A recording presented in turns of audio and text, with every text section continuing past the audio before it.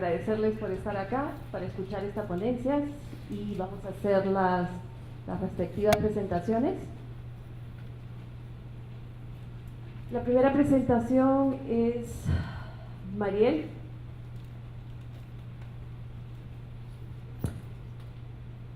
Mariel Andrade va a hablar sobre una investigación sobre la representación equitativa en la investigación psicodélica para el estrés postraumático crónico.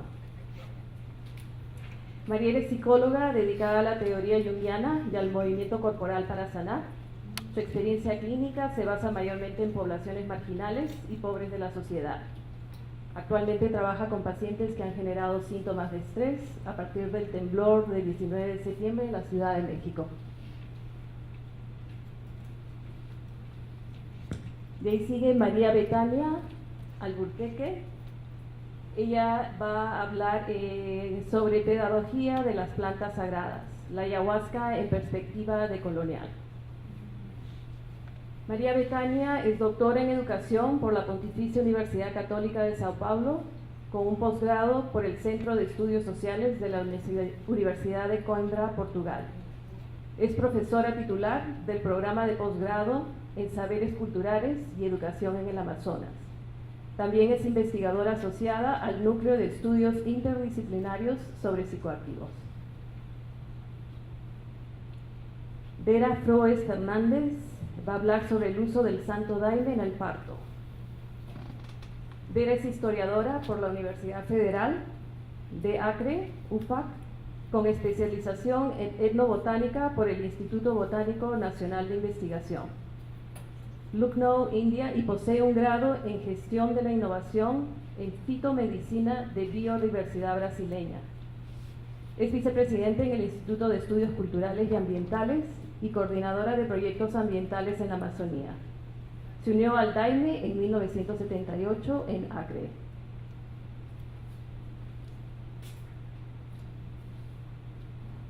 Joe Tafur va a hablar sobre el rol potencial de la epigenética en el chamanismo de la ayahuasca. Joe Tafur nació en una familia colombiana-americana y se crió en Phoenix, Arizona. Después de terminar su residencia en medicina familiar en la Universidad de California en Los Ángeles, trabajó como investigador en el Laboratorio de Medicina Mente-Cuerpo en el Departamento de Psiquiatría de la Universidad de California en San Diego. Luego viajó al Amazonas peruano, donde vivió y trabajó a lo largo de 6 años en el Centro de Curación Nihuerrao Centro Espiritual. Se formó ahí en la medicina tradicional de plantas amazónicas bajo la guía del maestro Shipibo Ricardo Amarillo. En el 2017 publicó su libro sobre sus experiencias únicas y sus teorías médicas, The Fellowship of the River, a Medical Doctor's Exploration into Traditional Amazonian Plant Medicine. Está traduciendo al español para su publicación en el 2018 titulada La llamada del río. El llamado del río, el viaje de un médico occidental a través de la medicina tradicional de plantas del Amazonas.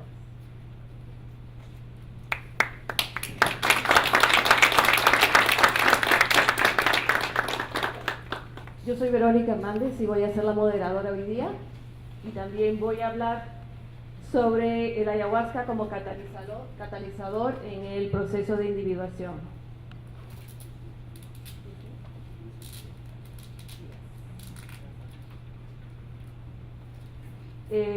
Bueno, soy psicóloga clínica y practicante de chamanismo.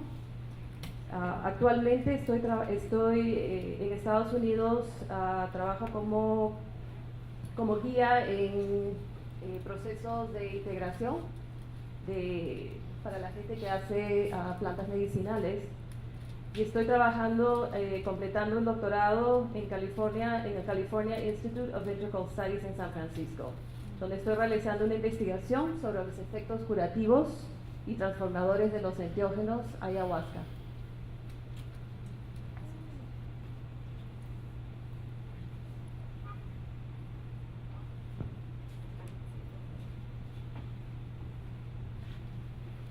Hola. Sí, se escucha.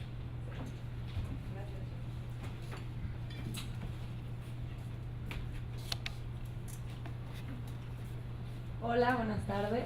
Primero, Antes de empezar, me gustaría agradecer a todos ustedes por estar aquí, también a mis compañeros ponentes. Es un honor presentar junto a ustedes esta investigación que a mí y a mis compañeras nos apasiona mucho. Nosotros vamos a hablar de la necesidad y de la inclusión en investigaciones con psicodélicos.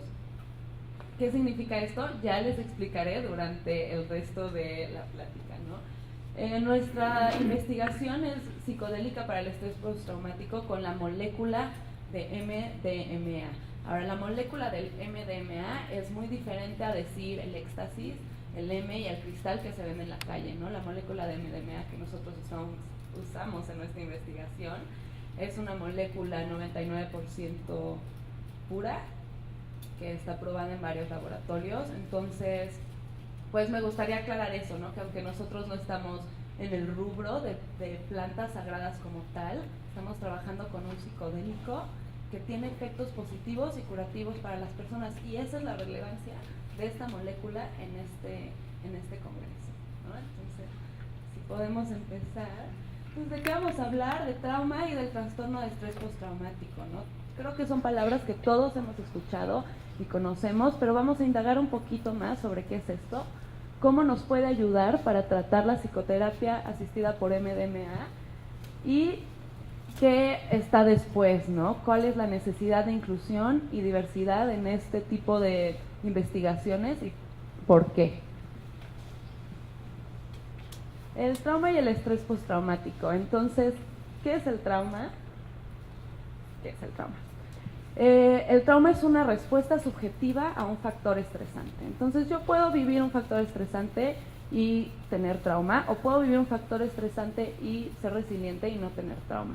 Eso es una característica muy como extraña o particular del trauma, porque no todos sufrimos trauma por las mismas características ni por las mismas situaciones estresantes que enfrentamos.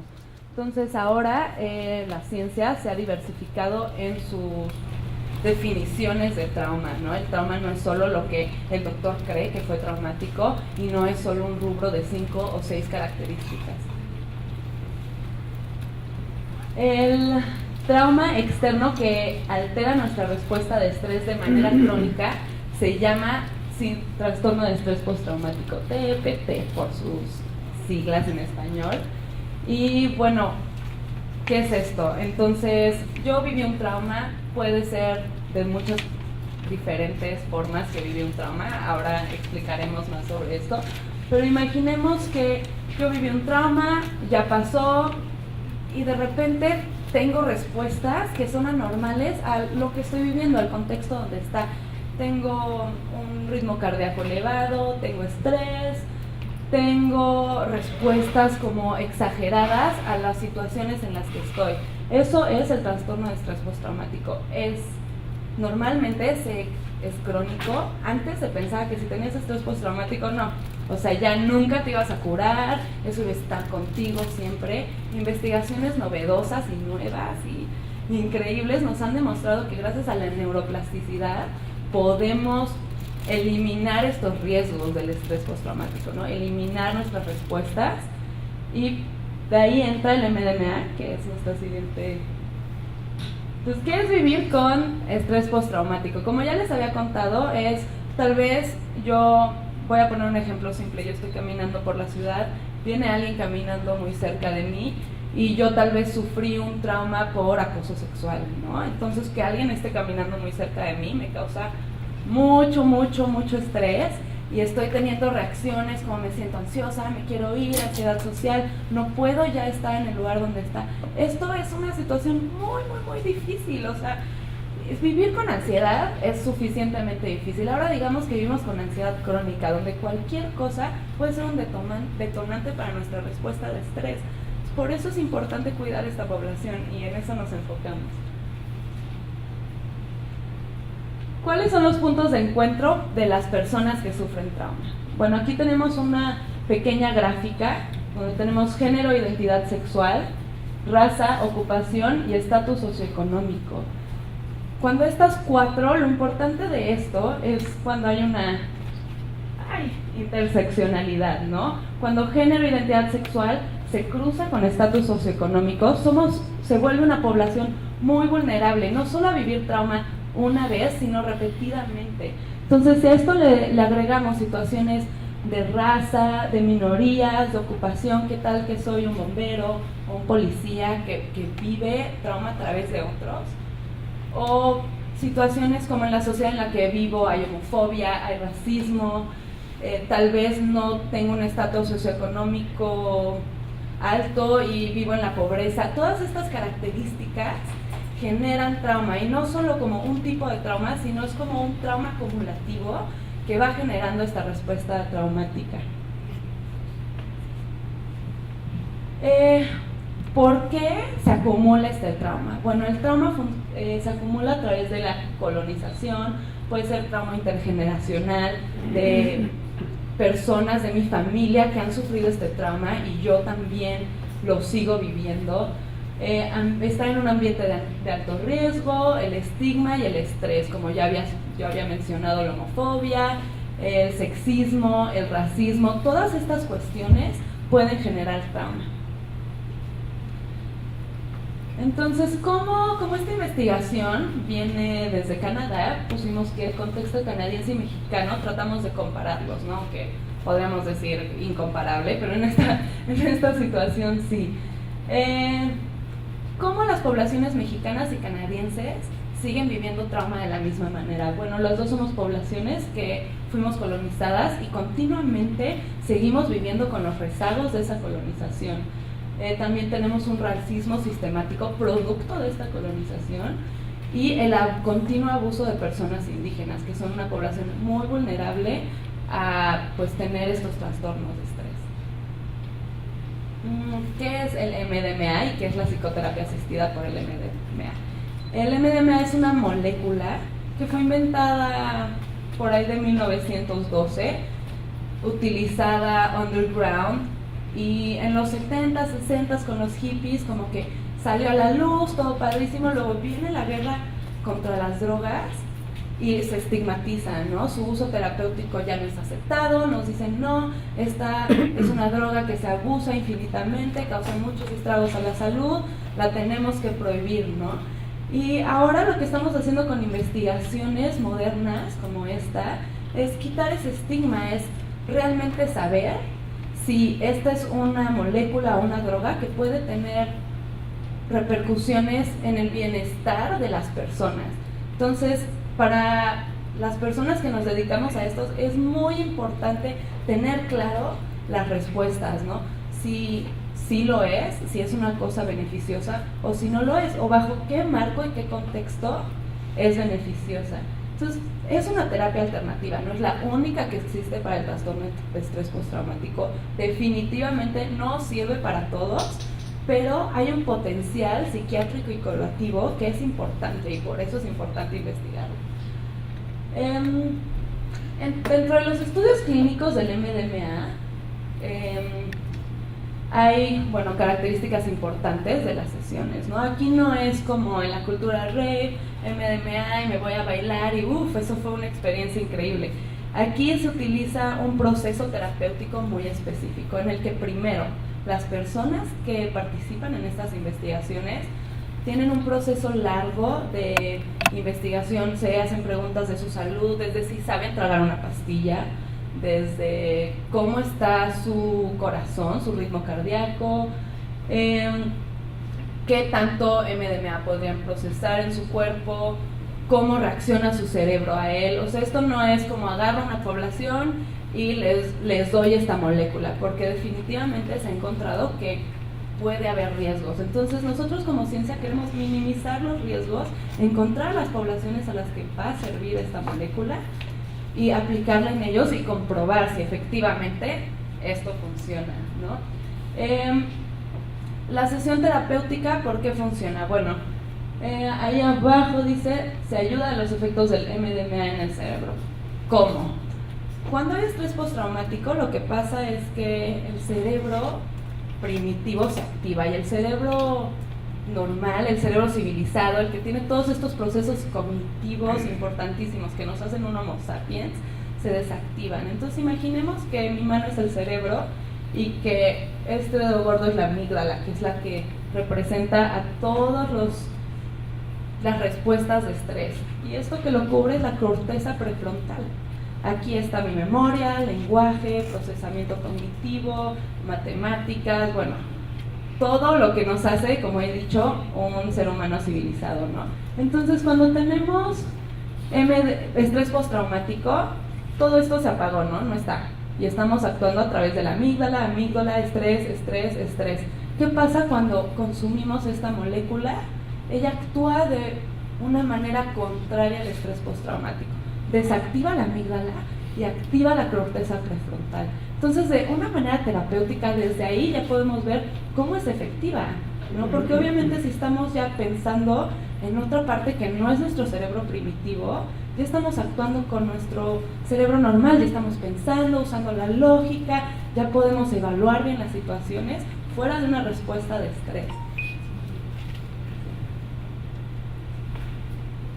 Bueno, en esta fase 2 de investigación, que les quiero contar que ya vamos en la fase 3, estamos empezando, hubo 112 participantes que recibieron 3 sesiones asistidas por MDMA. ¿Las 3 sesiones en qué consisten? Bueno, hay todo este preparatorio, a ver si físicamente puedes, si psicológicamente puedes. Después tienes unas sesiones con un psicólogo donde pues es como psicoterapia más normal, ¿no?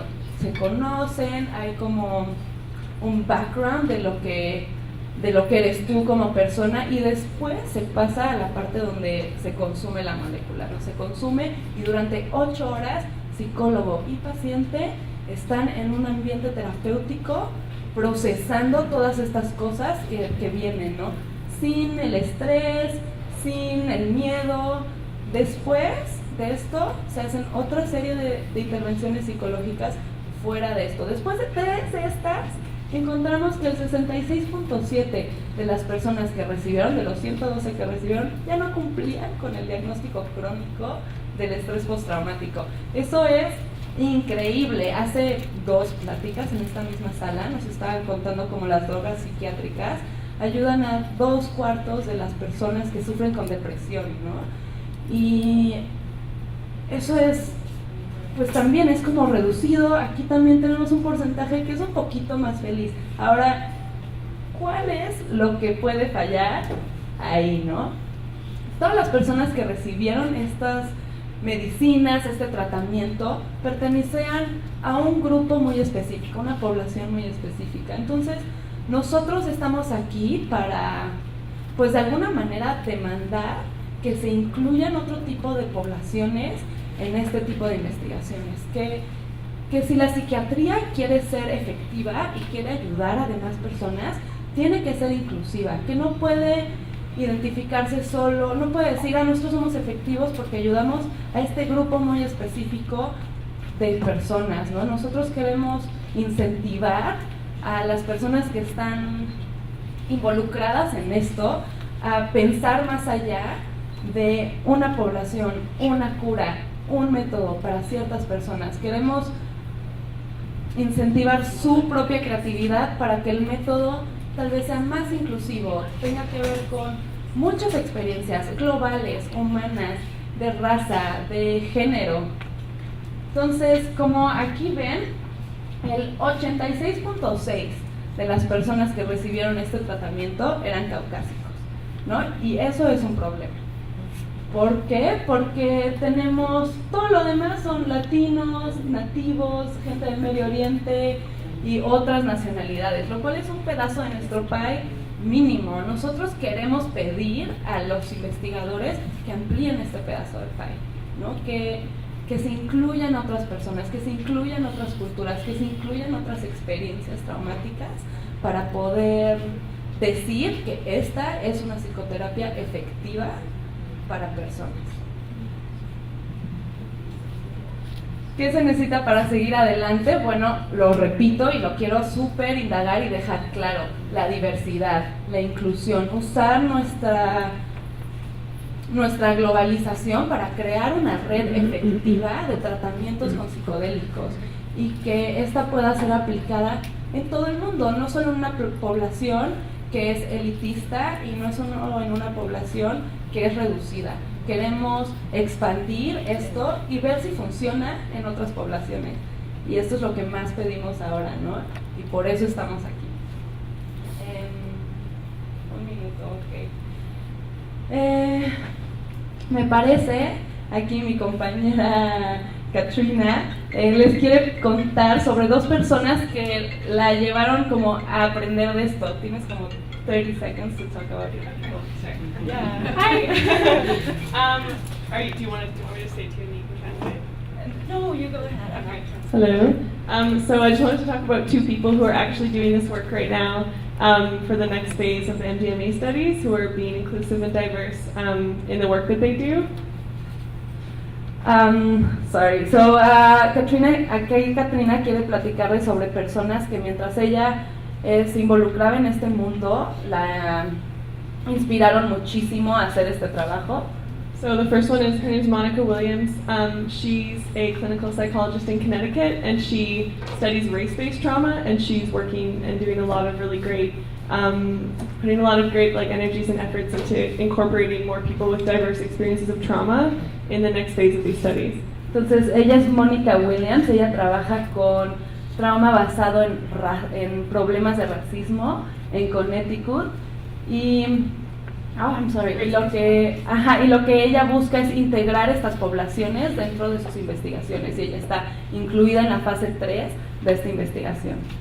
And then the other one is another clinical therapist with the next phase of the study, and he's doing a lot of work to include people with who are LGBTQ plus and have different experiences of sexual identity and gender-based traumas. Y el otro es Alexander Belzer, que él también está incluido en la fase 3 de estas investigaciones y él trabaja para incluir a personas de la diversidad sexual, ¿no? LGBTQ+, porque bueno, ya se ha agregado una infinidad de características de esta lista. Muchas gracias por escuchar, espero que esto incentive sus pensamientos. Muchas gracias a las personas que nos dio las fotos. Síganme en Instagram si les gustaron y nos vemos.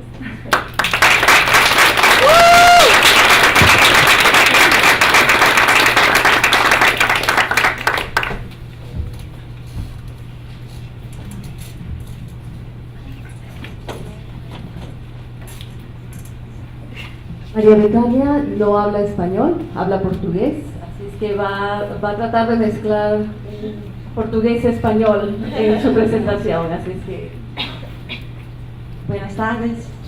Buenas tardes. Yo soy María Betania y voy a hablar sobre la pedagogía de las plantas sagradas, ayahuasca, en la perspectiva colonial.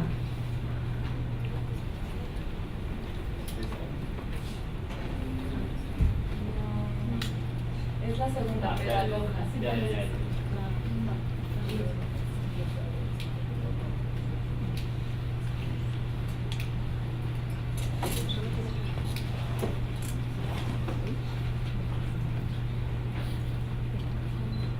Esta investigação pertence a uma prática pós-doutoral realizada em el Centro de Estudos Sociais da Universidade de Coimbra, Portugal, sob a supervisão de Boaventura de Souza Santos, intelectual português.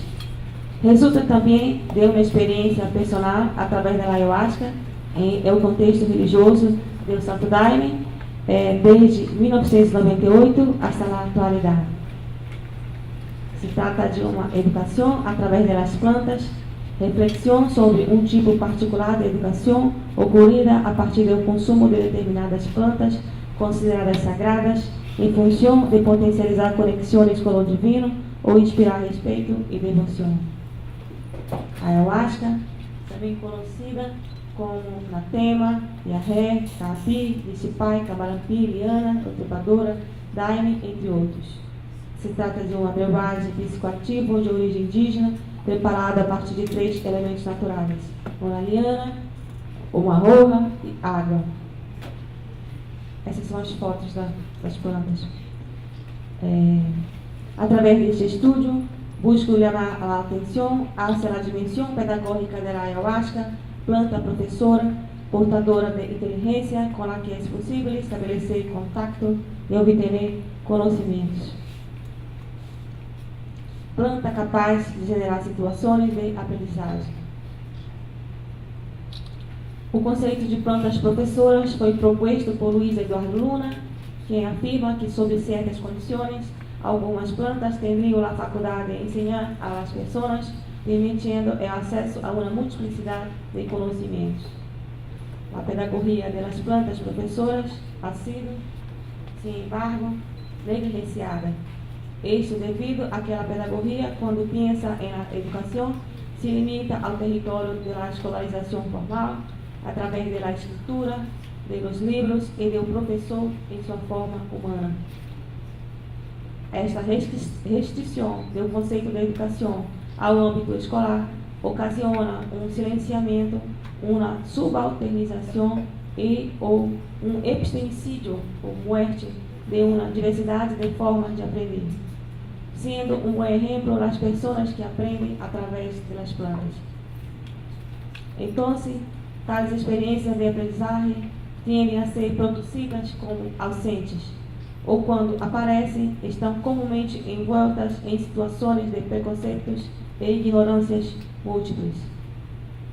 Sociologia das ausências é um conceito proposto por Boaventura Santos para denunciar esta ausência e, ao mesmo tempo, a ser presente nas experiências silenciadas, como é o caso da pedagogia da ayahuasca ou Daime.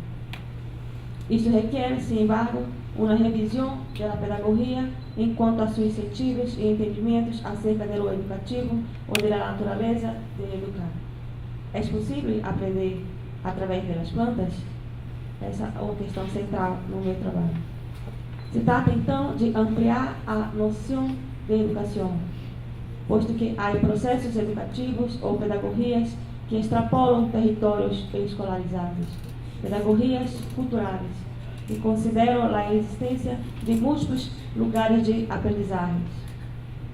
Vivimos em uma sociedade permeada por um pedagógico, em la que estamos constantemente submetidos a processos contínuos de educação, mediados por diferentes instituições e espaços ativamente implicados com práticas e experiências que pretendem ensinar algo. A pedagogia cultural considera, portanto, espaços como pátios, terrenos ou igrejas como pedagógicos. Esse é como é o caso da religião do Santo Daime, em que as pessoas asseguram aprender coisas através do Daime. Há então uma educação mediada pelo Daime. A religião do Santo Daime é entendida como espaço educativo em que circulam múltiplos saberes. Entre eles, destacam os saberes religiosos, medicinais, ambientais, cognitivos, estéticos, filosóficos, entre outros. Os saberes religiosos diz respeito ao aprendizagem de que existe algo superior, mais allá da matéria, que influi em nosso ser. Saberes medicinais, pessoas que tomam Daime para prevenir, diagnosticar doenças, terapia contra o abuso de drogas, cura e limpeza do organismo. Saberes ambientais, conhecimentos sobre a fauna, a flora, ou a preocupação com o meio ambiente. Saberes cognitivos, memorizar conhecimentos, aprender línguas, aprender a ler. Saberes estéticos, pessoas que tomam Daime e desenvolvem habilidades artísticas como pintar, dibujar, tocar instrumentos musicais. Aprender a tocar, por exemplo, é um saber. Eu toco guitarra também. Eu, inclusive, nunca recebi classe. Eu aprendi o Daime. Eu digo que foi o Daime quem me ensinou. Essa é uma entrevista. Filosóficos, pessoas que tomam Daime e desenvolvem uma capacidade de fazer indagações fundamentais sobre a vida, a morte, a condição humana em geral. É necessário considerar que há certas características da pedagogia do Daime. É importante considerar o ambiente, espaço onde se processa o consumo da bebida, que deve ser limpo, tranquilo e silencioso. Muito importante o guia ou dirigente responsável de administrar a bebida, como bem falou hoje o Leopardo. É o estado psicológico da pessoa ao tomar a bebida. É preciso considerar também a dieta física e psicológica. A importância do canto e da música como mediadores do processo educativo. Se trata entonces de una educación estética baseada en la oralidad y el canto de hinos. Los hinos contienen enseñanzas sobre la historia de la religión, normas para el buen vivir, evocadores de fuerzas curadoras, alabanza a la natureza y a las divindades de diversos panteões religiosos, a exemplo do xamanismo, catolicismo, da Umbanda, do esoterismo, entre outros. Se trata entonces de uma prática educativa, intercultural e inclusiva. Mas, como em toda a pedagogia, também estão presentes elementos disciplinadores. Há hinos que disciplinam a conduta de los que não cumprem as exigências éticas ou as enseñanzas de las doutrinas. É o que se chama peia, situações de mal-estar, tais como frio, vômitos ou diarreias. Importa também considerar a qualidade da bebida e o papel do preparador. A educação depende da bebida, da qualidade da bebida. Existem diversas espécies de lianas trepadoras que causam efeitos variados em organismo. O conhecimento das espécies e o domínio da ciência da preparação por el realizador, assim como dos processos de almacenamento, podem comprometer a qualidade da bebida e a qualidade de aprendizagem. Reflexões finais. A pedagogia da ayahuasca dá-me uma experiência pedagógica em la que a razão instrumental tem pouco, muito pouco a contribuir. Como disse um hino, não sei viver aqui formado, puede que nas lições deste livro não haya usted estudiado. Não adianta ser mestre, doutor, nem ter título acadêmico, quando se trata de aprender com essa planta. Se trata de uma pedagogia do silêncio. O silêncio mental é a condição de entrada a outros âmbitos da consciência e de acesso a los conhecimentos. Na pedagogia da ayahuasca estão em jogo a sensibilidade, corporeidade, a quietude da mente, a harmonia do canto, da música, do ambiente, a entrega à experiência. Mas essa educação tem uma especificidade. O professor não é humano, mas é um vegetal. Pero um vegetal em sintonia com os humanos. Esta sintonia que a ayahuasca promove, la llamo ecologia de saberes, entendida como tática de agregação da diversidade. A primeira ecologia que a ayahuasca promove é uma ecologia entre plantas e humanos. Os saberes provêm das plantas, pero são compartidos por os humanos, uma vez que a ayahuasca não ensina a si mesma. Ela necessita de um humano para se atualizar. A ayahuasca é, assim, uma co-professora. É alguém que ensina com ou através de. Uma outra ecologia é uma ecologia da subjetividade. A ayahuasca promove uma constelação de sujeitos de conhecimentos. Quem las toma são índios, não índios, pessoas de los bosques, cidades do Brasil e do mundo. Essa é um exemplo dessa constelação de sujeitos que tomam ayahuasca, ocorrida na Conferência Internacional da Ayahuasca em Acre, 2016. Uma outra ecologia é a ecologia religiosa. Se trata de uma síntese cultural que o Daime promove entre o xamanismo, catolicismo, o espiritismo, a umbanda e o esoterismo. Todos esses elementos presentes dentro da religião. Ecologia homem-animal. É a ecologia mais profunda que a bebida promove.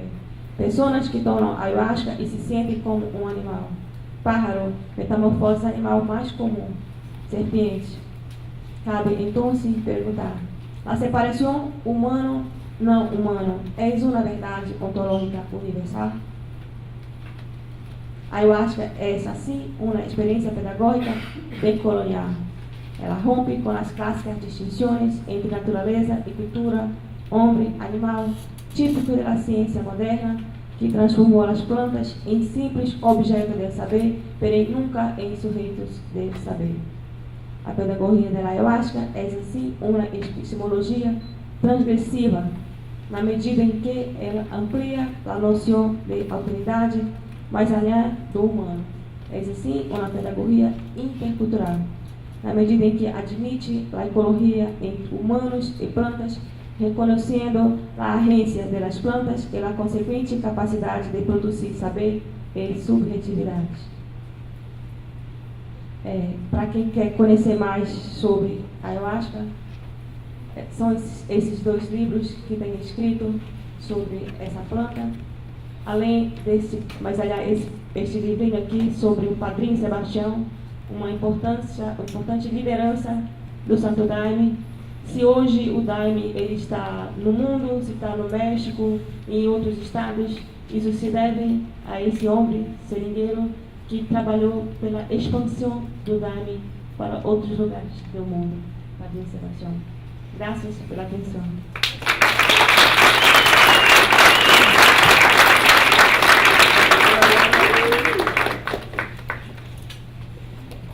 Pasamos, Vera.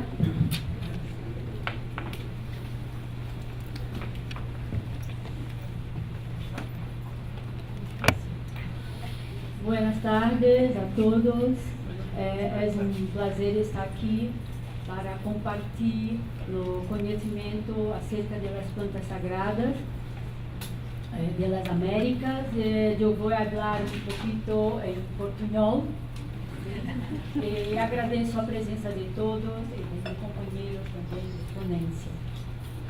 Entonces, el Santo Daime en el parto.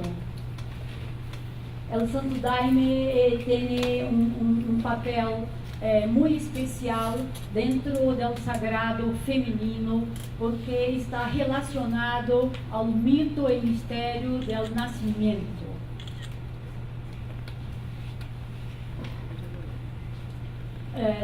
Em universo feminino, el Daime é a ayahuasca. A arte de partear com preparações botânicas remonta 2000 a.C. Era de las religiões matriarcales,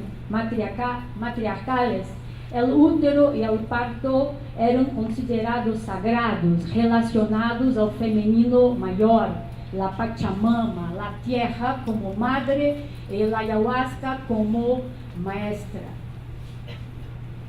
La ayahuasca la ayahuasca hace la integración de las poblaciones mestiza en la cuenca amazónica, que en Brasil chamamos populações caboclas.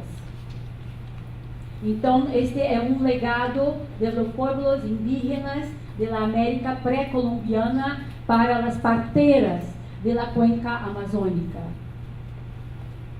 Aqui nesta figura vemos Mestre Irineu, que é o fundador da doutrina del Santo Daime, recebendo os ensinamentos da rainha del bosque, da rainha da selva, que ela vai ensinar-lhe o casamento, o matrimônio, os ensinamentos através do matrimônio do jagube e da hoja chacrona, o padre e a madre que ensinam, pero também disciplinam.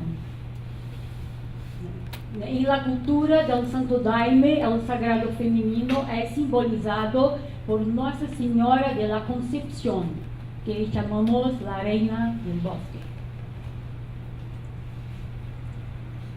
Padrinho Sebastião, com quem tive o prazer, a oportunidade de conviver, é responsável, como disse minha colega Betânia, pela expansão da doutrina do Santo Daime além da fronteira do Brasil, da Amazônia e do Brasil.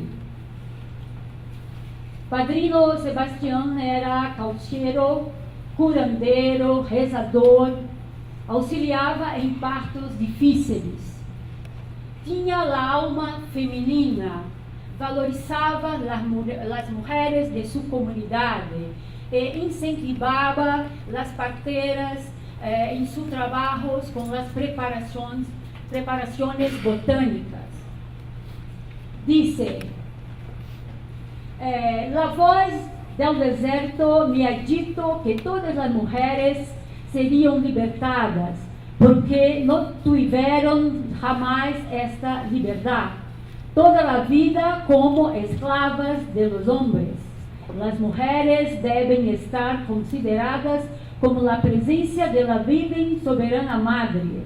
Ahora, quien las valoriza es Dios. Elas tuvieron tantas oportunidades con Dios que su hijo ha sido generado por una de ellas. Padrino Sebastián, en su comunidad, las parteras, las parteras eran famosas porque tenían mucho conocimiento, mucha práctica. Entonces, dessas parteras del Santo Daime, que de Acre e também da Amazônia, destacamos, né, as que tinham mais reconhecimentos em las comunidades. La madrina Maria Corrente, que não temos foto, la madrina Cristina Raulino, madrina Dalvina Corrente e madrina Francisca Corrente. Con madrina Francisca Corrente tuve la experiencia del nacimiento de mi hija y para mí fue la experiencia más gratificante, más fuerte e empoderadora que tuve con la ayahuasca. El trabajo das parteras desenvolvem técnicas que se mezclam com o trabalho espiritual. Visão interior, porque leem o movimento do útero com sus manos, que são os ojos de la experiência e de la intuição. Liberdade pelo ritmo biológico, contraponto ao parto medicalizado em los hospitais, parto induzidos, partos cesáreos. Apoio antes, durante e depois do parto. Critérios de qualidade, segurança e satisfação. Se aprofunda em sua visão através de rezos, orações, mahasen, defumações, banhos de ervas, tendo verdadeiro sentimento de solidariedade. Por isso se chamam madrinas. O trabalho espiritual, o trabalho espiritual da parteira pode estar relacionado com o trabalho de xamã. Isto é uma investigação da médica, da doutora Adelise Noal, né, onde explica algumas formas como acesso ao inconsciente, contínua experiência religiosa, capacidade de profetizar, porque vencem a barreira de tempo e espaço, técnicas de ressuscitação de los niños, o parto visto como um rito de passagem. ¿Por quê? Porque é necessário fé, coragem, interagir com a dolor, ter calma e paciência para aguentar as transformações e também acessar espíritos divinos que acalmam e tranquilizam no processo. Todos os conhecimentos são passados de gerações em gerações. E também acesso às plantas aliadas, porque têm uma grande comunhão com a natureza. Como, por exemplo, vamos rapidamente às plantas aliadas. São plantas consagradas. Próximo. Sim, la reina e el chagube. Acelera as contrações do parto, relaxa a musculatura lisa, ajuda em la cicatrização umbilical, com o líquido do próprio daime em cordão umbilical. Próximo. Ramas e flores de jagube, para banho, para relaxar durante o parto. Próximo. Copaíba, para cicatrização umbilical e perineal. Próximo. Erva de San Juan, para banho, para o diagnóstico durante o parto. Próximo. Algodão, para liberação da placenta, hemorragia pós-parto e inflamação uterina e lactação. esta planta hay una oración específica que las parteras hacen. Dice: Santa Margarida, no estoy embarazada ni parida, tirai esta carne muerta de dentro de mi panza. Próximo. Lágrima de San Pedro para lactación. Próximo. Albahaca y hinojo, los dos para lactación y para cólicas. Vemos que temos plantas nativas e também plantas aclimatadas. Dados da Organização Mundial da Saúde para Brasil, vemos que há uma baixa adesão para parto natural, porque temos 82% em la rede privada e 37% de partos cesáreos em la rede pública. E solamente 10% são partos de risco. Por isso, a recomendação da OMS para estimular o parto caseiro, principalmente em regiões que não têm distantes, né? Regiões mais distantes. Incorporação, por isso, a OMS estimula a incorporação deste modelo válido para o Sistema Único de Saúde.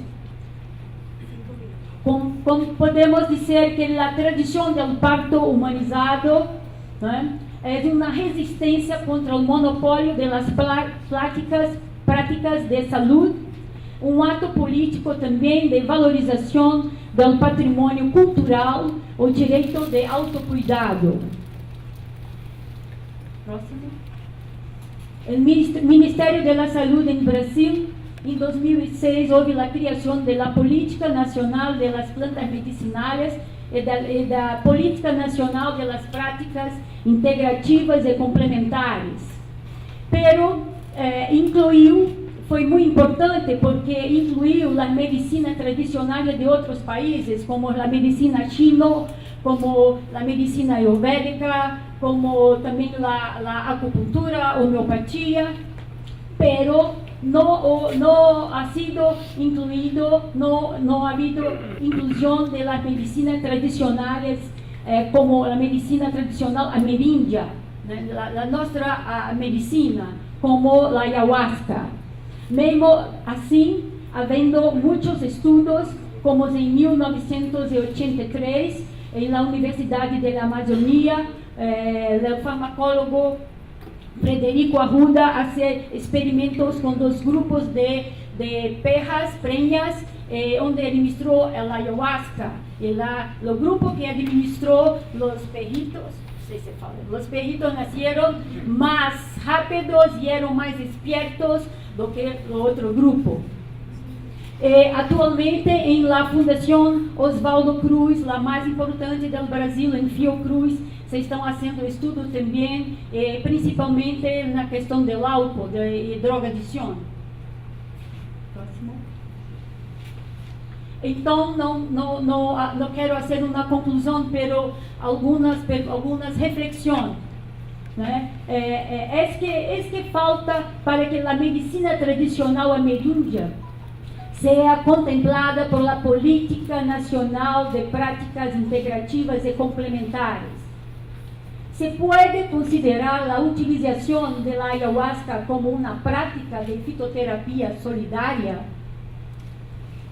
É a hora de reconhecer a ayahuasca como fitoterápico e fitomedicamento, a exemplo da cannabis sativa. Por que é importante estimular o parto com o Santo Daime?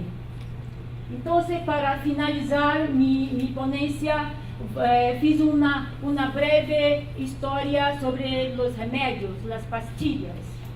Assim, pequena história de los remédios, de las pastillas. 1000 antes de Cristo, come esta raiz. 1000 después de Cristo, esta raiz é coisa pagana. Recite uma oração. 1500 después de Cristo, rezo é superstição, beba essa poção. 1850 después de Cristo, essa poção óleo de serpiente, tome este comprimido, esta pastilla. 1945 después de Cristo, esta pastilla es ineficaz, tome este antibiótico. 2018 después de Cristo, este antibiótico no funciona. Coma esta pastilla.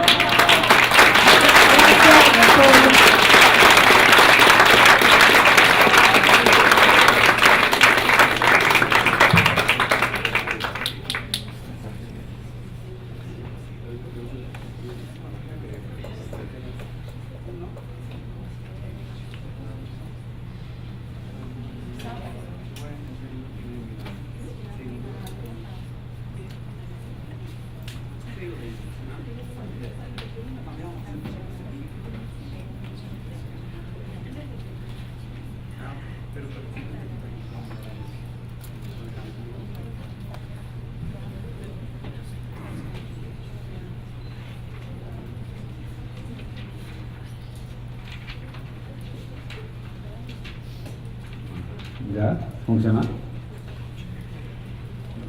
Me presento yo. Yo soy Joe Tapur, José Tapur. Muchas gracias, buenas tardes, muchas gracias a mis colegas y a todos los organizadores de esta conferencia. No están mis notas ahí. Y también, pues, mi español debería ser mejor, pero así es. Mi familia es de Colombia, pero yo soy nacido en Estados Unidos. Voy a hablar pues voy a seguir la idea, ¿no?, que hemos hablado de la respuesta al estrés, ¿no? También voy a hablar de la medicina Shipiba, que se aprende de las plantas, ¿no? La ceremonia, el ícaro, se aprende de las plantas, y además de la medicina espiritual y desde el punto de vista de médico. Entonces voy a presentar esta idea, el rol potencial de la epigenética en el chamanismo de la ayahuasca. Voy a tratar de explicarlo. Ok, próxima, por favor. Amigo, okay, está mirando atrás. ¿Cómo se llama? Gracias. ¿Cómo ya está bien? Estaba soñando bonito. Como ya habían dicho, ¿no?, yo soy médico, doctor, MD de Estados Unidos. También pasé tiempo en investigación en la universidad estudiando lo que es mente y cuerpo, la conexión. Y también pasé varios años como fundador y socio de un albergue en Iquitos, Perú. Se llama Liberado Centro Espiritual. Yo ayudé a fundar el albergue y trabajé ahí y aprendí ahí con los chamanes, mi maestro Ricardo Amanigo Shipibo. Entonces ya hoy en día yo también hago mi ceremonia. Sí. Ese es Liberado Centro Espiritual, es el albergue donde llegó un grupo de estudiantes de medicina, por ejemplo, ¿no?, a entrar y estudiar la medicina natural con nosotros allí en Perú. Próxima.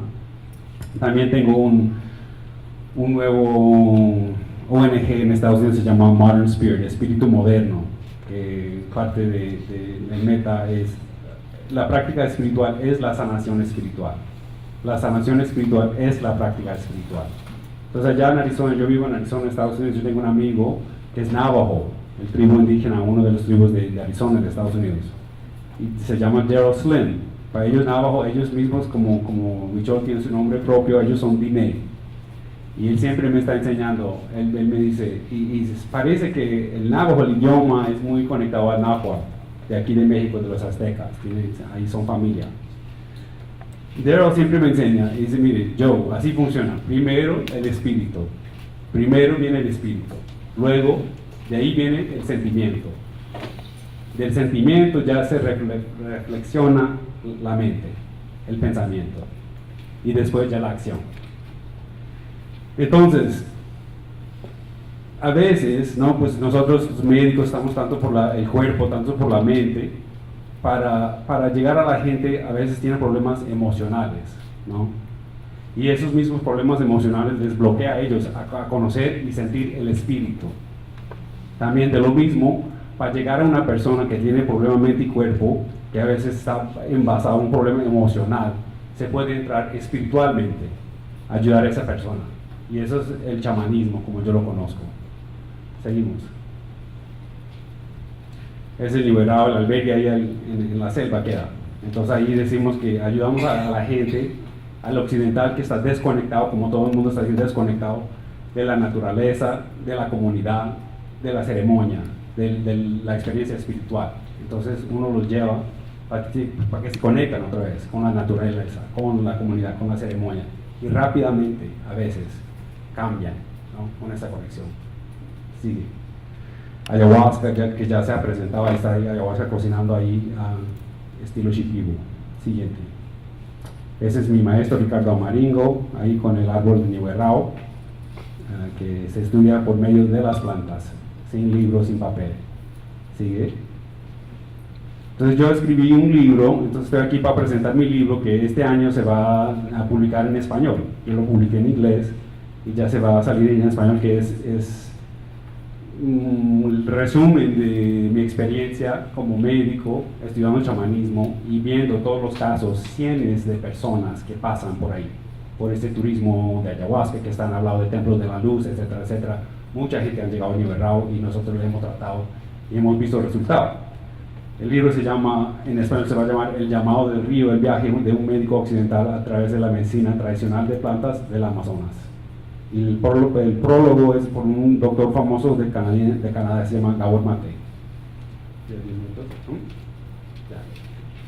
Entonces él explica de qué es el libro, porque él escribe mejor que yo. Entonces él dice que su libro cumple en inglés, pero ya traducido, su libro cumple una función triple. Relata una historia personal de autodescubrimiento a través del chamanismo, de mi historia, de deprimirme en el estudio de medicina, encontrar sanación con peyote y luego por mi familia de Colombia buscar la ayahuasca.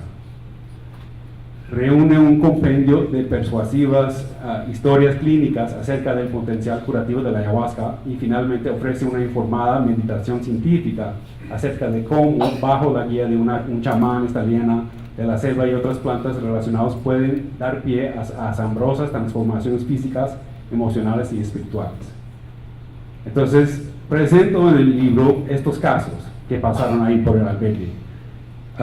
Ya hemos hablado del trastorno de estrés postraumático, lo que en inglés es PTSD, tos crónica inexplicable, enfermedad de Crohn es una inflamación intestinal, psoriasis de la piel, problema de la piel, ansiedad, depresión, adicción, migraña. Todos esos casos, yo como médico estoy observando que chamán Shipibo está curando a esta gente que ya han pasado años con médicos. Años. Yo soy médico, que no te vas al médico, no está bien, vete al médico. Ellos ya estaban con los médicos, años y años, y después de 10 días, después de un mes, a veces 3 meses, a veces un poco más, la gente pues se transformaron muy rápidamente en la selva.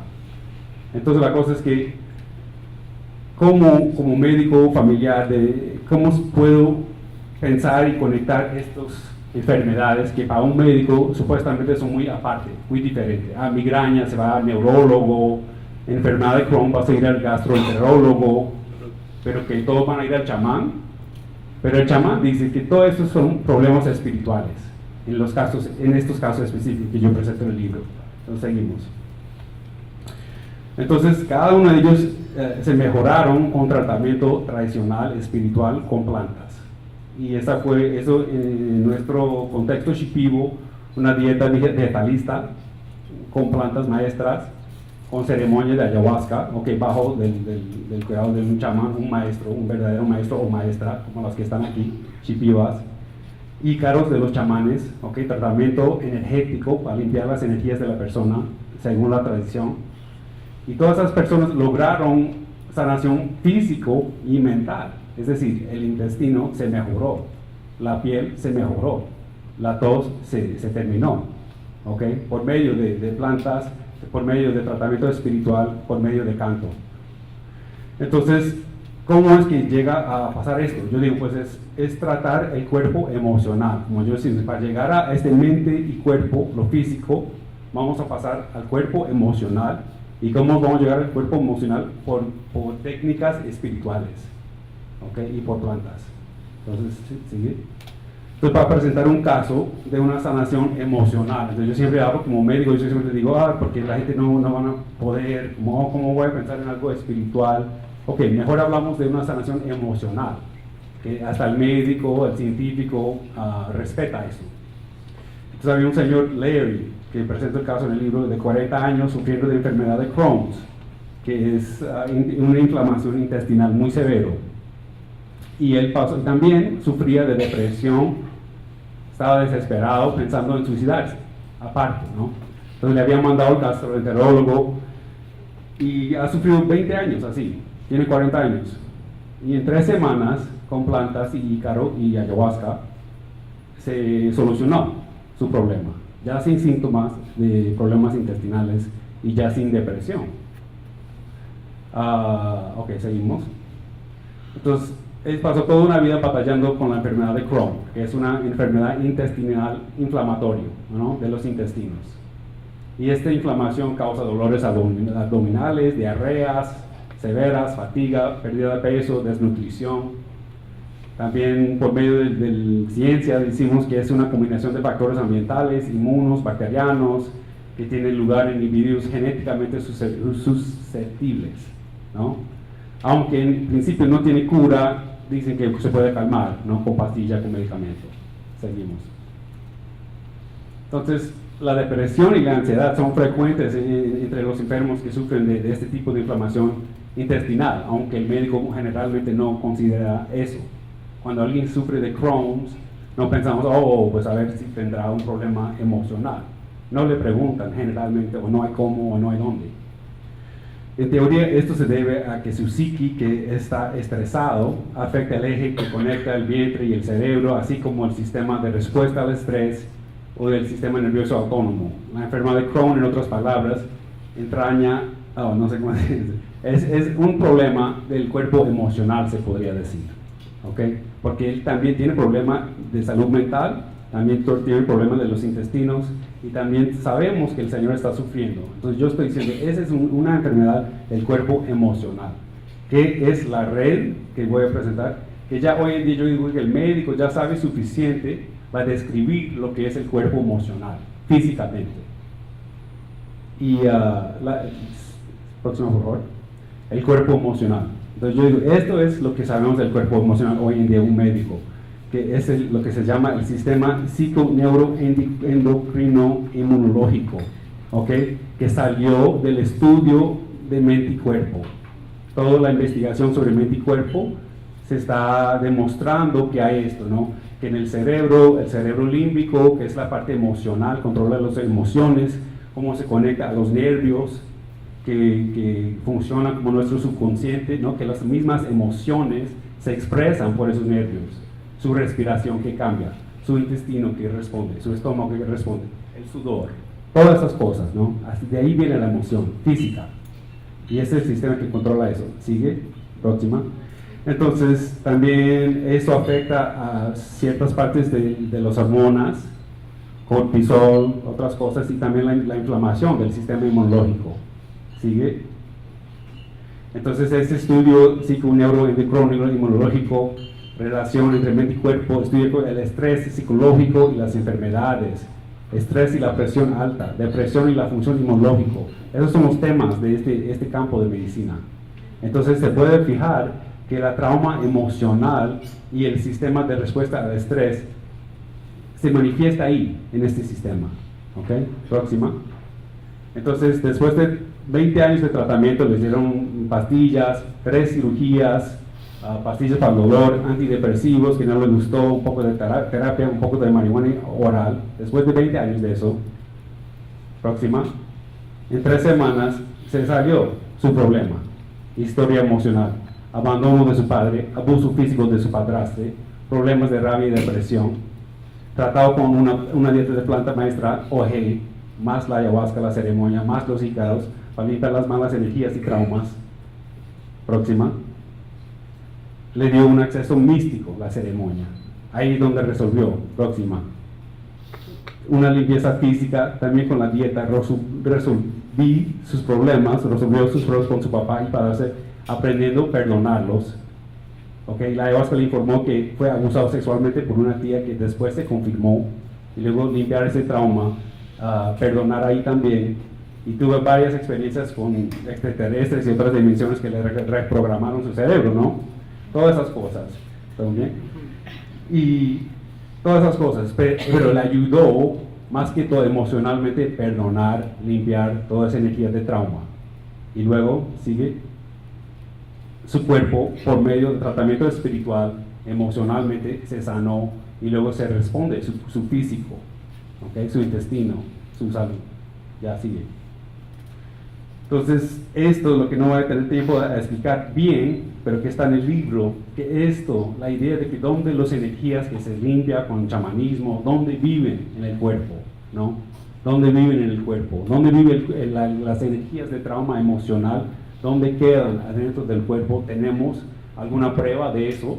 Entonces digo, pues primero hay que mirar en el sistema psiconeuroendocrino-inmunológico, el cuerpo emocional, ¿ok? Yo ni en inglés lo puedo decir.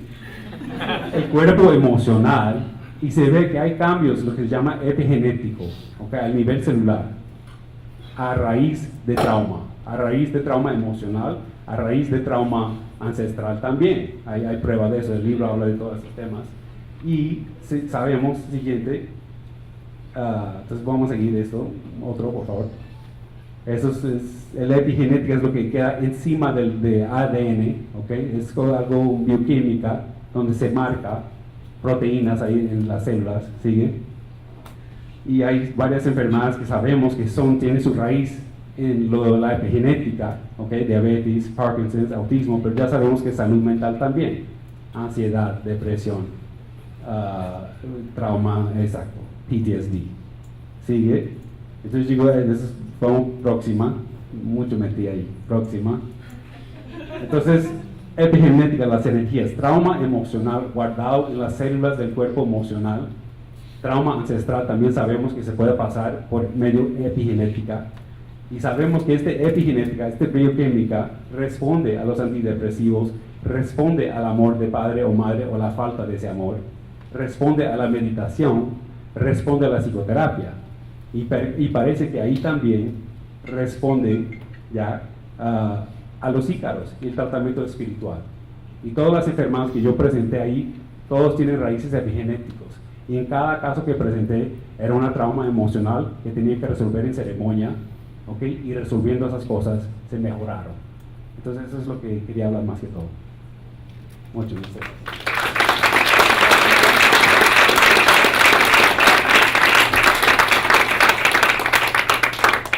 Y ahora, secundando todas las investigaciones y todas las ponencias que están dando acá mis compañeros con las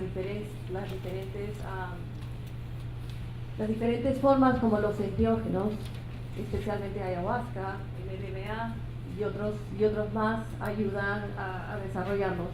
En el caso de mi presentación, yo voy a hablar acerca de cómo estos enteógenos, en especial ayahuasca, puede ser un catalizador en el proceso de individuación. Ahora voy a explicar un poquito qué es el proceso de individuación.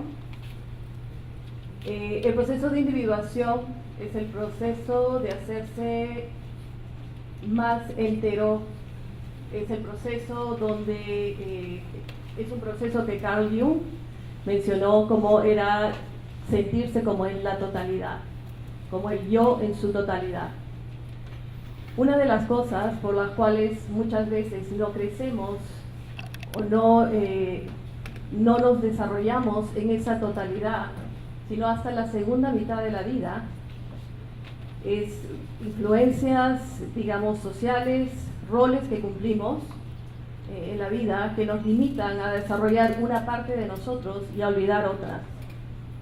Pero llega un momento en la vida como que los roles que hemos tenido en la primera etapa de nuestra vida ya no nos sentimos que estamos satisfechos. Hay algo que falta en la vida, hay algo que falta en nuestras relaciones, en nuestra familia. Y una de las cosas por las cuales,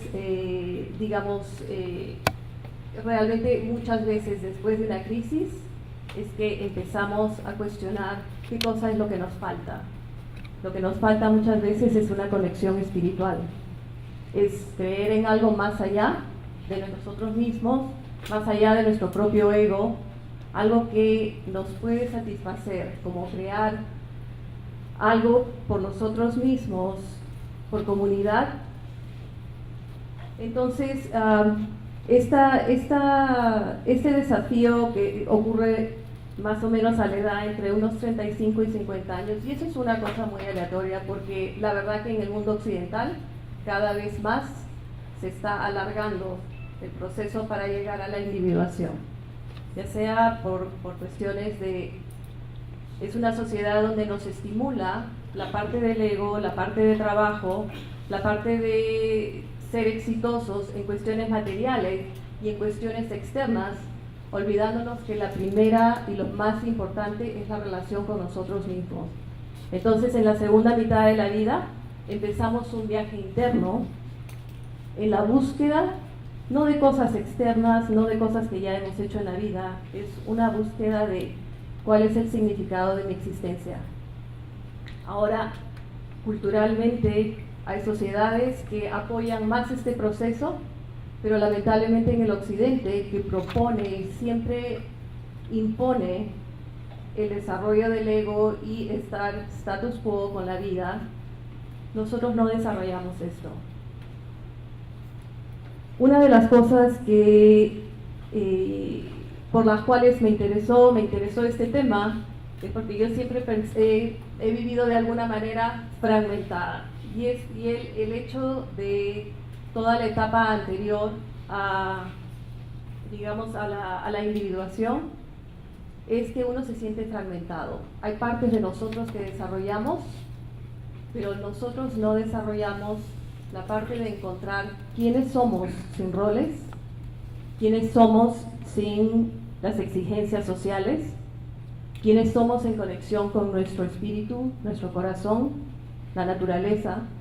Y las plantas enteógenas, especialmente ayahuasca, nos dan respuestas a esta búsqueda. Ahora, no es una búsqueda que se va a encontrar en una toma. A veces el camino es largo, a veces dura muchos años, y en comparación con la teoría de Carl Jung, es lo que él llamó el descender y encontrarse. A él le tomó como 5 años poder encontrar partes perdidas del alma, y eso es una comparación, por ejemplo, con el ayahuasca y con otras plantas enteógenas, pero especialmente ayahuasca nos ayuda a recolectar todas las partes perdidas que a través de nuestra vida hemos ido dejando y olvidando, no los hemos desarrollado, y llega un momento que como que la vida no tiene significado y vamos encontrando internamente y recogiendo todas esas partes que alguna vez perdimos. Este tema me interesa, uno, porque estoy en esta etapa, estoy en la etapa de encontrar un significado en mi vida más allá de mi carrera, más allá de ser una mujer latina, que vive en Estados Unidos, que se ha acoplado mucho al sistema de allá por ser aceptada, por educación, pero que al final, después de tantos años, después de tener una familia, después de tener hijos, me encontraba tan vacía. A veces uno se despierta y dice, ok, hice todo esto y claro, estamos contentos, no digamos que nos vamos a olvidar de la familia o de los logros o de la carrera, pero hay cosas que son más profundas. Es como encontrar el significado de nuestra existencia en diferentes maneras. Ahora, las plantas enteógenas, para mí fue la ayahuasca, pero las plantas, para algunos, el camino no es no es para todos el camino de las plantas enteógenas. Alguna gente lo encuentra a través de la meditación, a través de yoga, de una práctica espiritual. Es la práctica espiritual la que nos lleva a poder desarrollar y completar este proceso en la vida, que nos va a llegar de alguna manera, tarde o temprano, pero yo creo que las plantas muchas veces ayudan a acelerar este proceso. Y yo he encontrado que en ayahuasca, la ayahuasca es como una maestra que tiene un currículum de enseñanza. Y nosotros a veces con nuestro ego queremos, de alguna manera, controlar cómo nos vamos a desarrollar. Pero la mejor manera, y muchos de ustedes, no sé, pero por sus experiencias y me gustaría escuchar, es a veces uno tiene que dejar que la planta que pueda entrar, pueda conectarse con uno, y es en esa relación que ella nos va enseñando quiénes somos, haciéndonos recordar en forma de cuerpo, no tanto en la mente. A veces la mente es una gran distracción para no encontrar lo que es el verdadero yo, que incluye una mente, pero incluye una mente tranquila, incluye una mente conectada con el corazón, incluye al espíritu, en conexión con naturaleza, y se expresa a través de cómo nos relacionamos, primero con nosotros mismos, cómo nos relacionamos con el mundo y cómo nos relacionamos con la naturaleza. Ahora, yo soy psicóloga clínica, en Estados Unidos trabajo ayudando a gente a que pueda integrar las experiencias enteogénicas, y también hago terapia regular. Y una de las cosas que he encontrado es que en el mundo occidental necesitamos bastante integración, y necesitamos bastante integración, considerándome yo también, siendo peruana, teniendo familia en la selva, también no crecí en esa comunidad, no crecí en, digamos, en el sentido comunal que la selva y las plantas nos ayudan a desarrollar.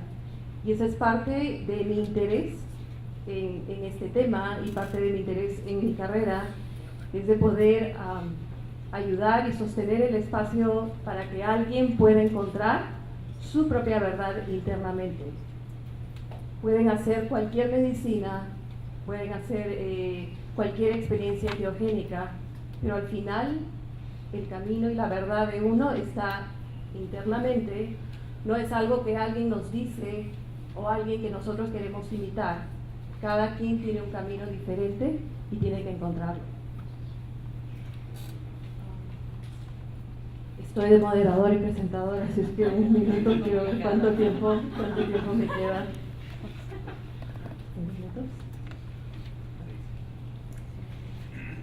Entonces, por ejemplo, yo quisiera ahora terminar un poco proponiendo que es, digamos, en el público, si es que hay alguien que quisiera compartir alguna experiencia relacionada con cualquiera de los temas estos, y especialmente cómo se encuentra en relación a su parte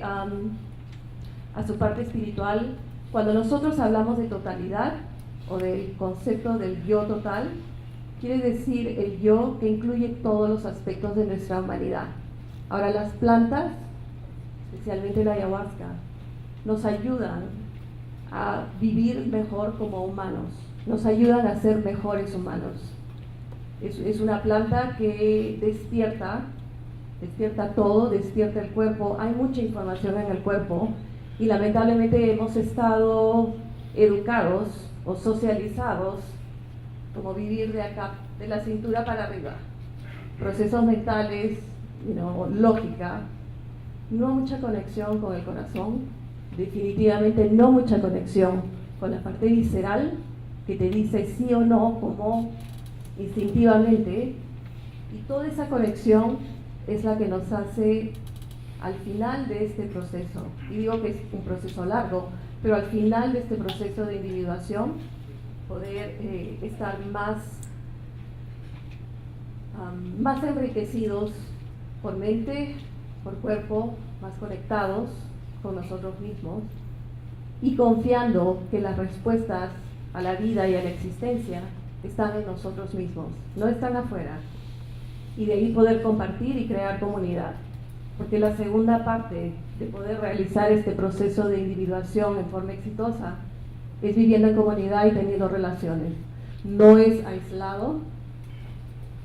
A veces nos podemos aislar para meditar, a veces nos podemos aislar para poder hacer el viaje interior, pero después tenemos que regresar a estar en comunidad, a compartir.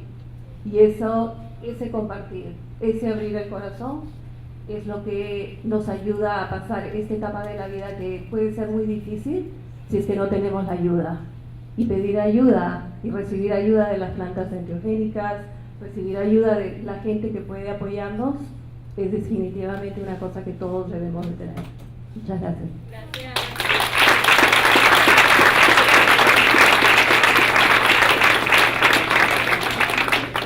Ahora lo que quisiéramos es empezar a hacer las preguntas. Vamos a hacer preguntas por grupos, ¿Ok? No vamos a hacer una pregunta y van a contestar, vamos a hacer todas las preguntas y de ahí vamos a contestar.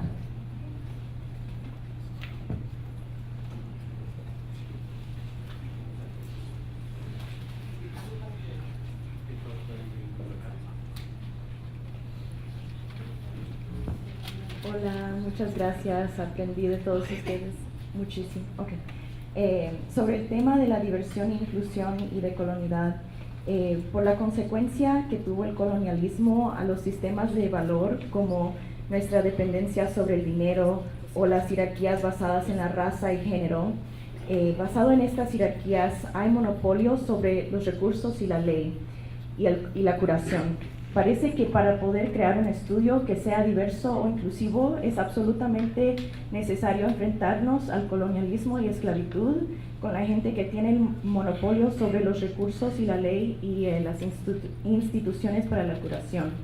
Parece que también con algunos participantes en esta conferencia también hay que tener esta conversación sobre la contabilidad y justicia transicional para que no arriesgamos reproducir dinámica neocolonial en cual poblaciones indígenas y de color siguen sumisos a procesos que no son para ellos mismos.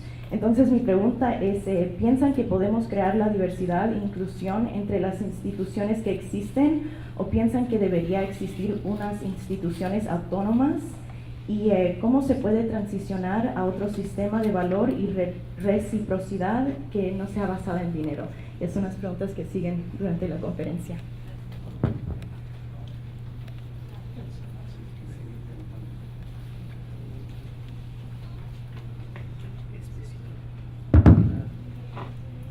Yo quiero saber si existen algunos estudios acerca de qué tan probable es que se hereden estos cambios epigenéticos cuando hay afectaciones emocionales. Por ejemplo, en el paciente Larry, que tal vez si no tenía antecedentes familiares de enfermedad de Crohn y él la padeció, en el supuesto de que no la hubiera tratado y luego resulta que su hijo también la hereda. ¿Existen ya estudios que...? Sí, después contesto, ¿no? Vamos a sí, voy a contestar.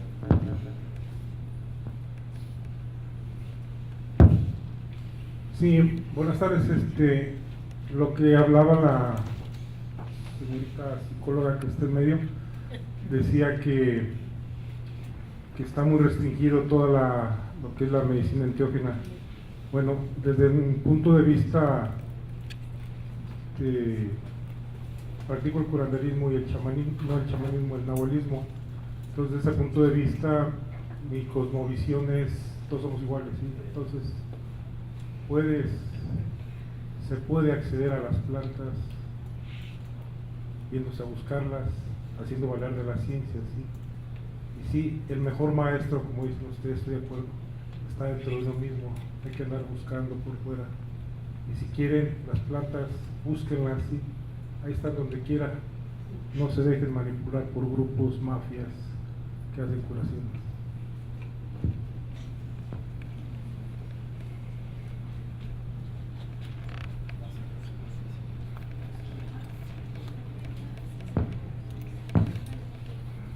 Muchas gracias por su interés y sus reflexiones sobre esta plática.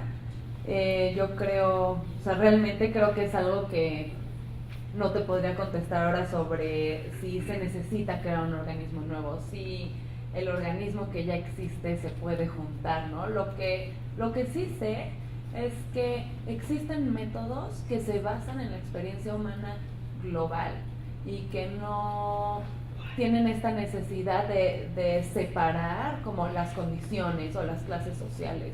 Hay métodos terapéuticos que se pueden aplicar en toda la población y son efectivos. ¿Por qué?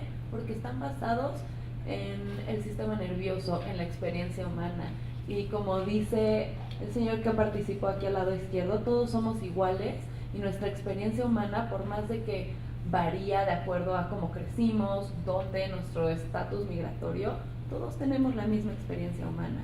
Entonces, pues más bien de parte de las organizaciones y como el intercambio que se necesite hacer para llegar a esta curación, pues quizá depende de cada organismo, ¿no? Pero más que nada depende de nosotros, de la apertura que tengamos al al crear estos procesos y de lo que tomemos en cuenta cuando las creamos. No sé si estoy abarcando las dos preguntas al mismo tiempo. Gracias.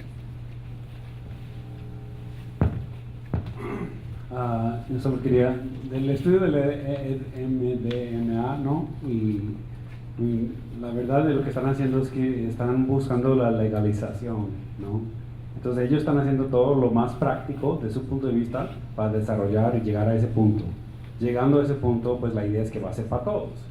Si lo estudio con ellos y si no lo estudio con ellos, ¿me entiendes? Su estrategia es muy práctico y la idea es para poder incluir a todo el mundo. Y para ellos han visto que eso es la forma más rápida. Eso es lo que yo que los conozco, así estoy viendo que piensan. La enfermedad de Crohn, entonces en el libro presenta todos los estudios sobre epigenética y Crohn's, ¿no? Y luego sobre epigenética y estas otras formas de tratamiento, como psicoterapia, la meditación, otras cosas, el trauma emocional y epigenética, y con todos los casos que presento, llego a esa conclusión. ¿Okay? Entonces, directamente que tratamiento con ayahuasca, bueno, no sabemos si eso es verdad. Eso es mi teoría, basado con mi experiencia médica y como investigador, y parece que es, como es en cada caso que yo presento, yo vi esa historia y con muchos estudios clínicos ahí, referencias en el libro, para que todos lo puedan estudiar. Parece que, a mí me parece que sí. Entonces yo creo que hay prueba suficiente, por lo menos esa teoría. Todavía nos quedan unos minutos porque empezamos un poquito tarde. ¿Alguien quiere contestar esta pregunta? ¿No? Tenemos un poco de tiempo para 3 preguntas más, un par de preguntas más, así es que... Empezaron por acá, luego paso por acá. Eu não hablo espanhol, né? Meu nome é Clarissa. Me gostaria de saber se Mariel, Verônica entendem português. Um pouco? Portunhol. Qualquer coisa ela traduz aqui. Bom, eu queria compartilhar uma experiência, porque eu sou socióloga e danista há 7 anos e vivi o ano passado uma experiência com um familiar que fez 4 trabalhos diários com ayahuasca e quando regressou à nossa casa, a pessoa não voltou do trabalho, como a gente diz, continuou no trabalho, viajando, incorporando e foram 3 dias em que a pessoa não me reconhecia e eu não reconhecia a pessoa e ali em casa tentando administrar essa situação. O trabalho que meu familiar fez não foi de Santo Daime, foi um trabalho xamânico, né? E aí busquei todas as assistências médicas, psiquiátricas para essa pessoa e ela conseguiu, depois de 3 meses, voltar a si. Só que aí eu fui diagnosticada com estresse pós-traumático por conta de vivenciar e cuidar dessa pessoa durante praticamente 3 meses. E o meu psiquiatra, hoje, então estou tomando remédio, né? E eu mesma quis dar um tempo do Daime e estou há 6 meses fazendo as minhas práticas religiosas, sozinhas, em minha casa e indo em pouquíssimos trabalhos de Daime. E o meu psiquiatra comenta que toda semana ele atende uma pessoa vítima, digamos assim, do uso abusivo das plantas sagradas. Então eu queria ouvir principalmente os médicos, né, a Mariel e, enfim, o pessoal da saúde, parabenizar também todos vocês que falaram, foram falas muito engrandecedoras. Eu gostaria então de ouvir principalmente Mariel e esqueci o seu nome, sobre isso. E também quis compartilhar a minha experiência com vocês. Muitas graças.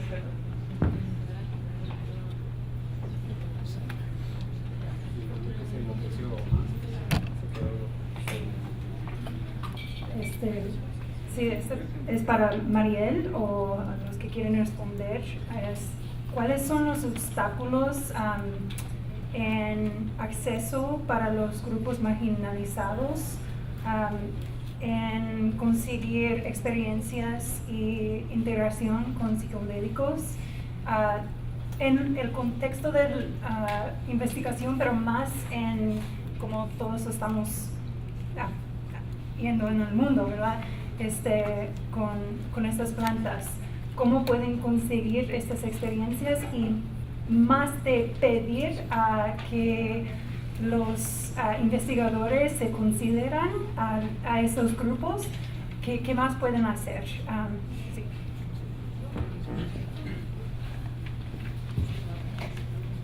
Sí.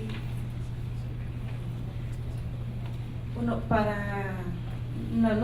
no puedo dirigir la pregunta a nadie en particular, es para quien pueda. Mi duda es si aquí en México ahorita está muy común que se ofrezcan ceremonias de ayahuasca por parte de diversidad de chamanes. Yo no soy quien para decir si son buenos chamanes o malos, ni para ponerles ninguna etiqueta. Solo sé que pues es impresionante la diversidad de chamanes que ofrecen. Habrá quienes sean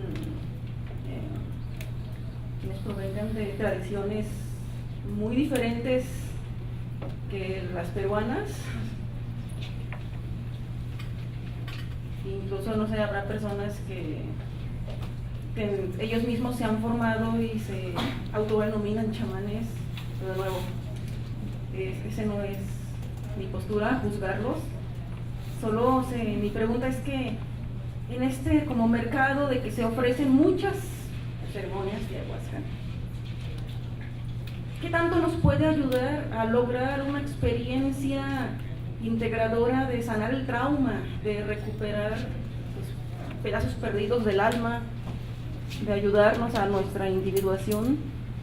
Si un mexicano común y corriente ve en Facebook un evento de ceremonia de ayahuasca, no conozco nada acerca de este chamán y pues pago y voy, porque eso es lo que la mayoría de las personas aquí en México tenemos a la mano. Qué mejor que poder viajar a Perú y directamente con un chamán de la selva tener la experiencia, pero la verdad es que la mayoría no podemos, y el mercado ahorita nos pone a nuestra disposición pues esto de que Facebook y chamán no sé quién ofrece la ceremonia. Entonces esa es mi duda, realmente qué tan efectivo es ir y ser parte de estas ceremonias, qué tanto sana el cuerpo emocional, el trauma, todo esto. Muchas gracias.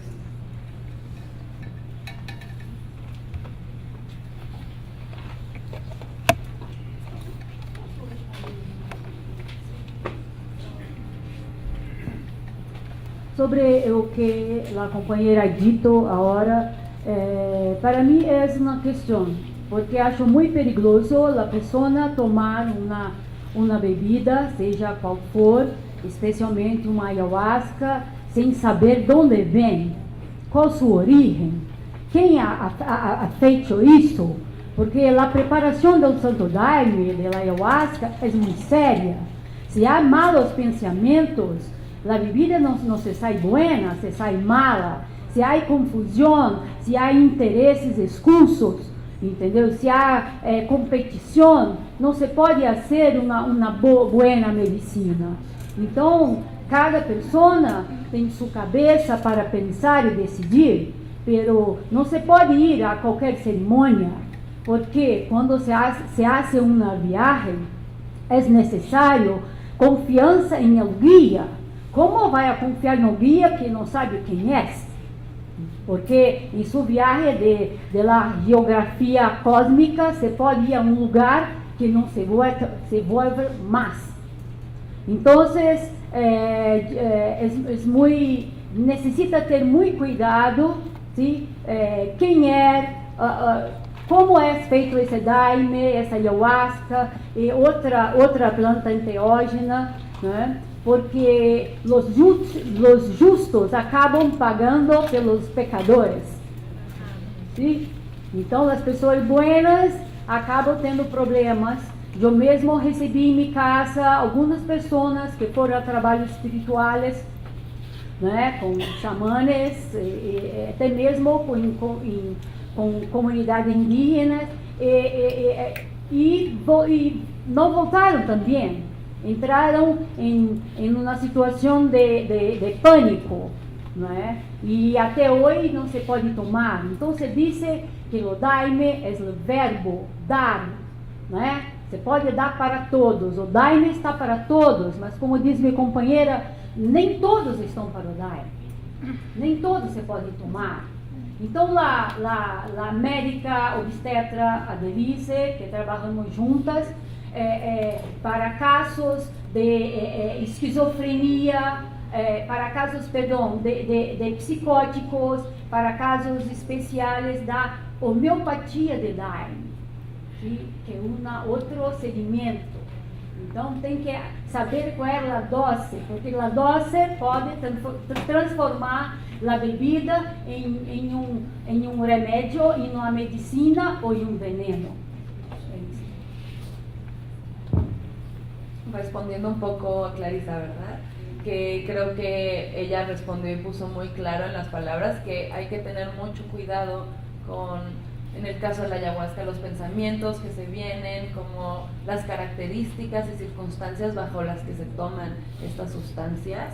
Yo creo que es muy importante, bajo la investigación que yo estoy trayendo aquí, pues se hace una investigación enorme de las características físicas y mentales de las personas, ya que, como mi compañera mencionó, no le puedes dar estos activos a personas que tienen brotes psicóticos, que tienen peligros cardíacos, que tienen ciertas situaciones.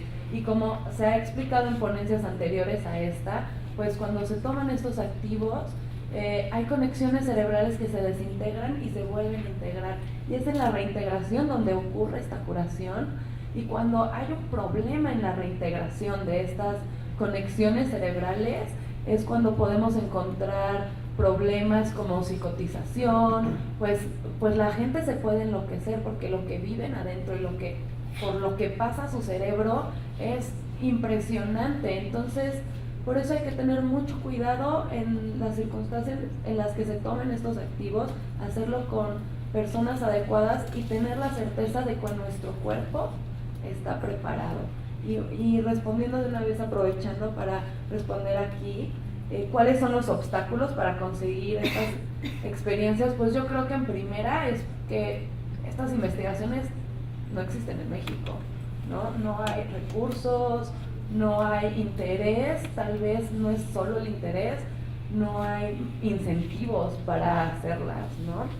Aquí es como, no, están satanizadas, estos activos no funcionan y los dejamos a un lado y vamos para lo demás. Digo, yo creo que todo esto tiene que ver con una circunstancia política más allá, pero me gustaría decir que una diversificación desde de terapeutas, de métodos, de maneras de ver estas condiciones son la forma en la que podemos crear acceso para otras personas que puedan recibir estos tratamientos.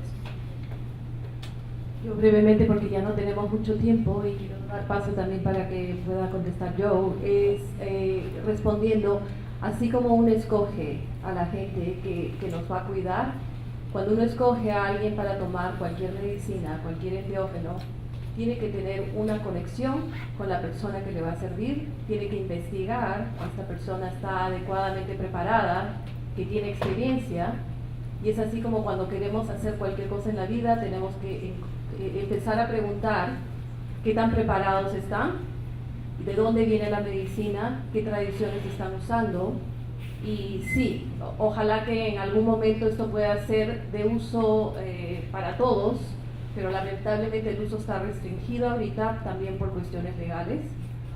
Y tengan cuidado cuando quieran hacer alguna experimentación, especialmente cuando quieren sanar algo, de ir a un lugar que sea seguro, recomendado, y tener una relación, es como entrevistar a alguien que nos va a ayudar en cualquier proceso. Yo diré que sí, es muy serio, es peligroso, hasta peligroso es, muy serio. Entonces, mayormente yo digo, mejor no. you know? Mejor no, la persona que está interesada, mejor no, ¿okay? Porque no saben. Entonces, es algo muy serio, entonces no hay prisa con este tipo de tratamiento. Entonces es algo hay que buscar, investigar, saber muy bien, algo personal, recomendación personal, alguien de confianza, alguien que conoces, no se mete así nomás, ¿okay? Hay que pensar un poco más para entrar a este tipo de tratamiento, porque llegan problemas muy severos, muy complicados, y yo mismo lo he visto, y hay riesgos, y esa gente de Facebook, ellos no van a preguntar si tienen antecedentes de yo no sé qué, y ahí como dicen, sabe muy bien que buscan dinero, ¿okay? Entonces eso no. Entonces la punto de vista de mi libro es decir, que las plantas sagradas me han enseñado que, mire, estos traumas emocionales tienen que ver con estas enfermedades, y no hay que tomar ayahuasca para resolver esas cosas, pero hay que buscar una sanación a ese problema emocional, y hay muchas posibilidades, y aquí en el mismo México hay mucha gente que sabe, ¿no?, de muchas formas y tradiciones espirituales para llegar a recuperar alma, ¿no?, y sanar ese tipo de trauma, y fijarse que, sabes que tengo ese problema, quizás es una trauma que tengo, hay que buscar a alguien que me pueda ayudar. Podría ser psicoterapista, podría ser curandero, podría ser, no sé, peyote, algo así, o Santo Daime o alguien bien de confianza, ¿no?, que conoces, que viene con ayahuasca, pero bien hecho, porque lo pueden hacer muy mal. Es decir, hay people que dicen que la ayahuasca no es amigo de nadie, porque se puede quedar muy mal. Entonces es algo con mucho cuidado. Muchísimas gracias, y ahora vamos a dar paso para la otra pregunta.